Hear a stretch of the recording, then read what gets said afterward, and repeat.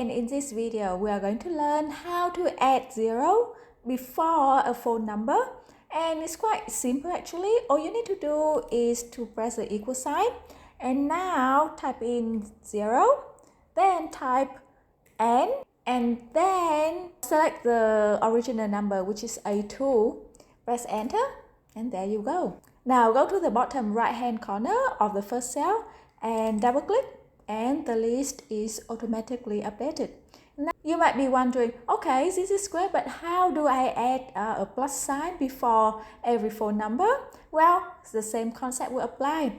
But this time, because the plus sign is not a number, so we will need to treat it as text. Alright, here's how we do it. Open equal, double quote, plus, close double quote, and then the n function.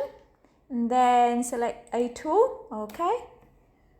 Now double click, and there you go.